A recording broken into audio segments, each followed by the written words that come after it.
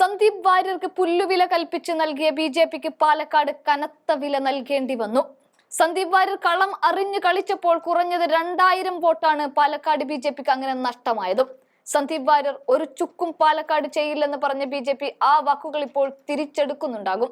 കോൺഗ്രസ് കൂടാരത്തിൽ വലിയ സ്വീകാര്യത കിട്ടിയ സന്ദീപ് വാര്യർ രാഹുൽ മാങ്കൂട്ടം വിജയം ഉറപ്പിച്ചതിന് പിന്നാലെ ബിജെപിക്കും കെ സുരേന്ദ്രനും എതിരെ ആഞ്ഞടിച്ചിരിക്കുകയാണ്. സുരേന്ദ്രൻ ബഹിരാകാശത്ത് നേതാവാണെന്ന് പറഞ്ഞ സന്ദീപ് ബിജെപി നേതാക്കളെ വാരി നിലത്തടിക്കുകയും ചെയ്യുന്നുണ്ട്. പാലക്കാട് വോട്ടലിന് തീ പിടിച്ച സന്ദീപിന്റെ വാക്കുകൾ കേൾക്കാം. സന്ദീപ് വാര്യർ ഏതുവരെ പോകുമെന്ന് നോക്കാം. സന്ദീപ് വാര്യർ ചീള് കേസാണ്. സന്ദീപ് വാര്യർ ഒന്നുമല്ലാത്തവനാണ്. ഒരു സന്ദീപ് പോയാൽ 100 സന്ദീപ് വരും. ഇതൊക്കെയാണല്ലോ പറഞ്ഞിരുന്നത്. എനിക്ക് പാലക്കാട്ടെ ആ ജനങ്ങളിൽ എനിക്ക് വിശ്വാസമുണ്ട്.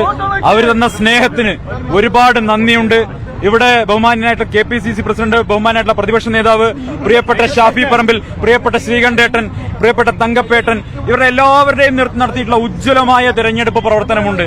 ഒരു കാര്യം നിസ്സംശയം പറയാം, പാലക്കാട് മുനിസിപ്പാലിറ്റിയിൽ BJPയുടെ അടിവേര് UDF മാന്തിയിരിക്കുകയാണ്.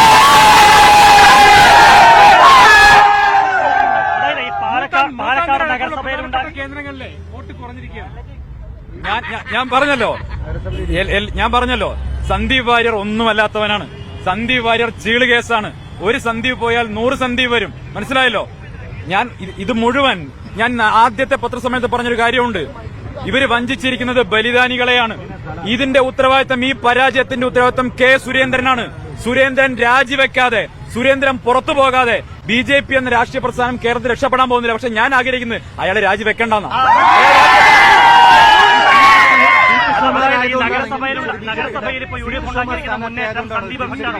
എന്താ സംശയം?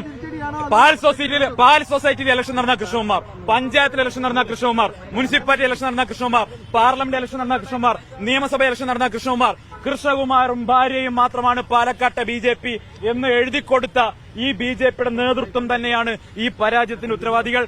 കെ സുരേന്ദ്രനെയും അദ്ദേഹത്തിന്റെ സംഘാംഗങ്ങളെയും മാരാർജി വന്ന് അടിച്ച് പുറത്താക്കി ചാണകവെള്ളം തെളിച്ച് ശുദ്ധീകരിക്കാതെ ആ പാർട്ടി കേരളത്തിൽ രക്ഷപ്പെടാൻ ഈ നഗരസഭയിലെ UDF ഉണ്ടാക്കിയിരിക്കുന്ന മുന്നേറ്റം സന്ദീപ് ഇഫക്റ്റ് ആണെന്നോ? ഞാൻ ഒരിക്കലും പറയില്ല. UDFന്റെ പ്രവർത്തകരുടെ അധ്വാനത്തിന്റെ ഫലമാണ്. അടുത്ത മുനിസിപ്പൽ തെരഞ്ഞെടുപ്പോടുകൂടി പാലക്കാട്ടെ മുനിസിപ്പാലിറ്റിയുടെ ഭരണം കൂടി അതിന് നഷ്ടപ്പെടാൻ പോകും.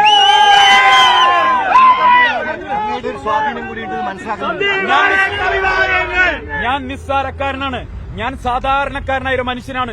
സാധാരണ പ്രവർത്തകർക്കൊപ്പം പ്രവർത്തിക്കുന്ന ഒരു പ്രാദേശിക നേതാവ് മാത്രമാണ് ഞാൻ. സുരേന്ദ്രൻ ബഹിരാകാശത്തുള്ള നേതാവാണ്.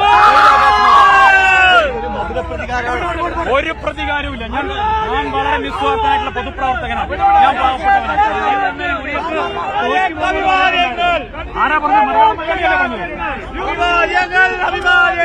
എനിക്ക് ഷാജി ചേട്ടനോട് സ്നേഹം മാത്രം. പക്ഷെ അദ്ദേഹത്തിന്റെ വാർത്തകളെല്ലാം കണ്ടു സ്നേഹം മാത്രം.